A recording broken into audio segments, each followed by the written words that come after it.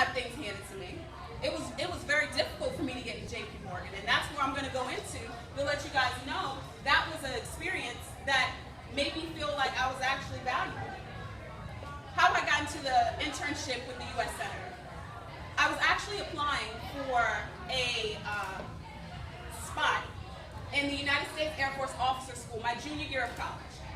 I had interned, I'd seen other interns, I'd worked with some captains who were in the military.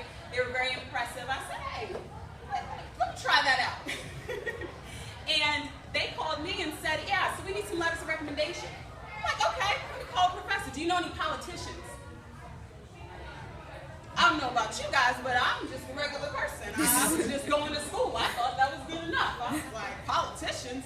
Sure. Yeah, let me call you back. So I did what most people do, got on Google, started finding some politicians in the area. Delaware's small, so I thought, okay. So I started thinking on my own. I said, okay, so maybe I could just send them my resume and ask if we could just have some coffee. Let me just tell you how glamorous I am if you take a chance. I took a chance, sent my resume out to at least 5 local politicians. From just the local senators all the way to the U.S. senators. Went on vacation and didn't pay nothing, no mind.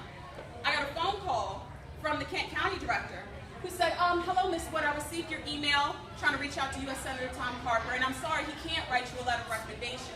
You have not worked with him, so he can't, refer somebody that he don't know. So I said, okay, nothing's wrong with that. She said, but what I do want to offer you is an internship for the spring Kent County position. This is a very competitive position from which I found out after getting into it that a lot of people compete for in their applications. I did not fill out not one application. This was purely on the ambition and the chance I took and just sending my resume and an email saying, hey, listen, I want to make a change. I'm putting this package together. You don't know me, but we could have a great time if we could just sit down and talk. And they just gave it to me.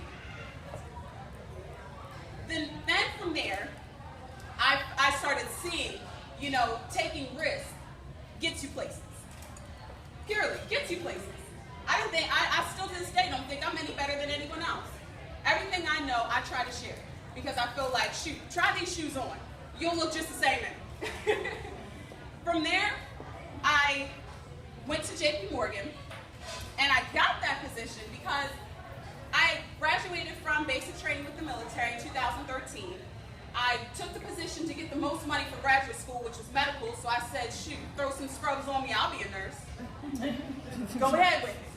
So once I came back home, I was kind of interested in still trying to be a medical technician, but I had no job security. They were giving me a temporary full-time position, and it was going on like 6 months. So I'm like, when can I get that benefits package? And they keep, oh, Chardonnay, it'll come. So I started doing what everyone else did, started applying to other jobs. And in that, I had made a Facebook status saying something, some jobs, tough days, something of that state. A girlfriend called me Tuesday morning and said, hey, remember we went to basic training together? I'm like, oh yeah, Latoya girl, how you doing? She was like, good. Yeah, my manager was saying that we're doing internal hires and wanted to know if you want to shoot me your resume. Because they're not looking external right now. They're trying to see if they can get anybody who knows somebody. And I thought of you. So I fell on my chair. I said, JP Morgan? Well, sure. I sent a resume in the worst format. It was all sideways, extra bold on this side. I was just so excited. I sent it. Do you know that I got an interview that Thursday? That quick. My friend just thought of me because we went to basic training together and changed my life. From there, those 2 experiences taught me the biggest lessons, that take the time to get to know somebody. It doesn't, try and be as genuine as possible. Just speak and put yourself out there. You may not see what they can immediately give back to you, but you never know. Taking a risk can really have its benefits down the road. So after I got into JP Morgan, and after I had that senator's letter, that letter actually was the pivotal point that got me my job at JP Morgan. I sat in that interview, my dad's in finance, so he prepped me on all the acronyms and everything I was applying for, because then now I had to walk the walk. I got myself there, had a nice suit, but I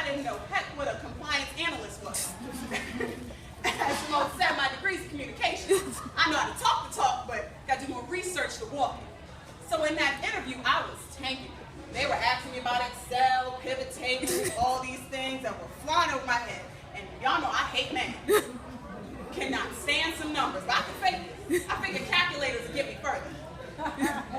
So as I'm in this interview, the one thing I did have was letters of recommendation. I figured if I kept a few copies, maybe it'll talk for me. Just my luck, the last 10 minutes of the interview, as they're sitting there writing down, looking at me, and I'm just sitting there trying to sell them, like, come on, give me a chance. They were sitting there like, well, we see here you work with the U.S. Senator. If he could say anything about your work ethic, what would he say? Light bulbs. Got real confident real fast. I had something for him. I said, for each of you three, here's a letter of recommendation dated as of yesterday. The senator, he was so glad to hear I had this opportunity. If you want to read along, I can tell you what he said. And I got the job after that. I give it complete credit to that senator.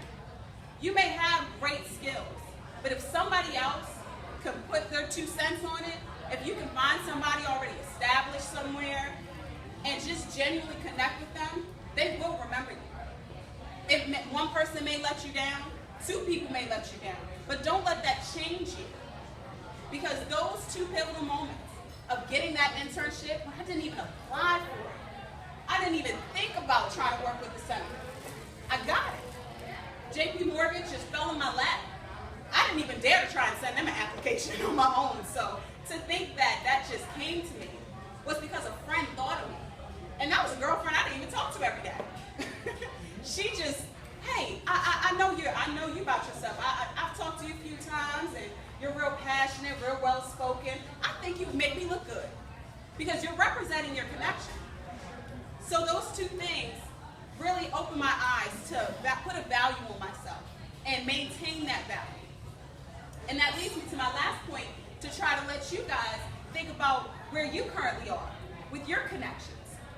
I believe there's 3 phases of kind of defining where you stand as an asset. The first phase would be in gaining some education and training.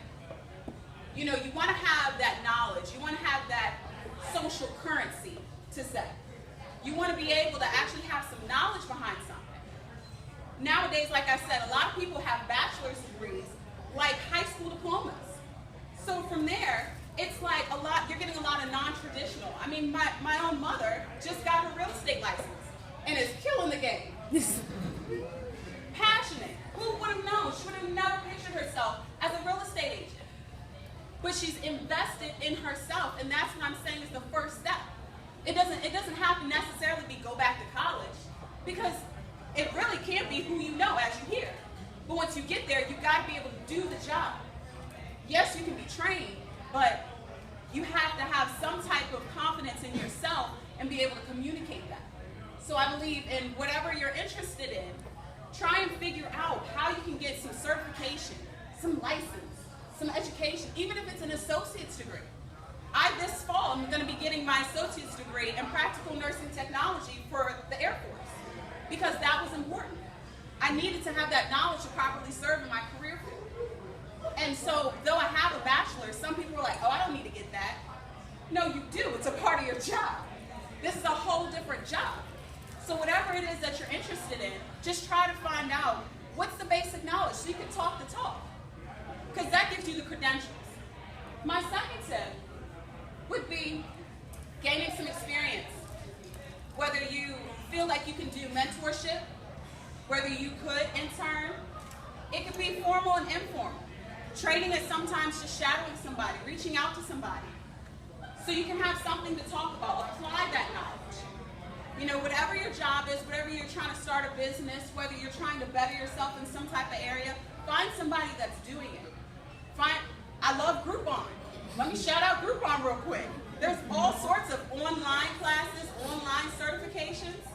Consider those things, because that helps you build yourself. No one can take that away from you when you lose a job, transition projects over, events over. No one can take that away from you. So that's my second tip. My third and last tip would be figure out what your end goal is. No one likes just coming to work, getting a paycheck. Coming to work, getting a paycheck. That gets old. As an Air Force reservist right now, I get promoted in the fall as a staff sergeant. Current currently, as a senior airman, I get $160 a month for my one weekend. People think, oh, you must be cash now. No. I've actually lost friends who decided to get out because they were like, I don't get enough money for this. My life's at risk, I don't get enough money. Honey, I'm thinking about that vacation home in Florida, retirement. I'm thinking I'm about to purchase my first home this summer with the VA loan. That's what I'm thinking about. Long term. Figure out what motivates you. Do you want to work for somebody else for the rest of your life? Me personally, I don't really mind. But Miss Simone Aldain isn't going to be working for somebody else for the rest of her life. That's what motivates her to get out. Is it your children? Do you have children? Do you have a loved one? Do you want to be able to take care of your mother? That's another thing for me. I want to be able to take care of mommy. I was able to slide her something to get a hair done this week. Well, nice. Because that's what motivates me. Think whatever your end goal is, because time is so precious. So you don't want to be just working for a paycheck. So whether it's retirement, whether it's your kids, whatever it is, find out what motivates you long term. Because then that makes everything so short. Simone and I set goals for the beginning of this year, and we just laughed this morning. By the end of this month, we'll be done. We'll be finished them. Got to set some more goals for the next 6 months. And we love having that energy. So that's my last tip to try and share with you all. And for those of you who may look at my story and say, well, I don't know nobody. I don't know where to try and start with that. The key to networking is just as simple as taking your cards or getting somebody's cards and just walking up to somebody. Hey, man, I'm Chardiney. I love your hair. Where you working? Hair first? Oh, girl, medical too. Ask her if she has a card. If she doesn't, pull out the phones, maybe get on LinkedIn, social network, and bam. I never know when I might need her. She never knows when she might need me. Shoot, she might chuck it and throw it and never call me a day in her life. But you know what? We took that chance. It's as simple as just walking up to somebody and just saying, hey, you know, especially as us females, we'll be quick. Girl, I like your shoes. Where do you work? Do you live around here? Those simple connections can really help you, because being an asset is also about being able to genuinely give somebody else something. If you know a lot of people, then you become important. If you know somebody in construction, somebody in catering, somebody in entertainment business, you can put together a lot. And then people come to you for more than just what you're skilled in, but for who you know. Oh, you know a lawyer, you know this and that. Let people know how you can help them. So I'm leaving you on that note to just think about those 3 things. How you can better yourself as far as with training, education, certificates, just whatever you're interested in, the foundation. Think about how you can get some experience in that field. If you have, how can you step it up? Do it better. Because your end goal is what's going to keep you fired. Thank you for taking the time to listen to my little story, because I just keep going. This is the first time that since Simone has looked back on everything, I almost forgot I worked for the senator. Because that's in the past.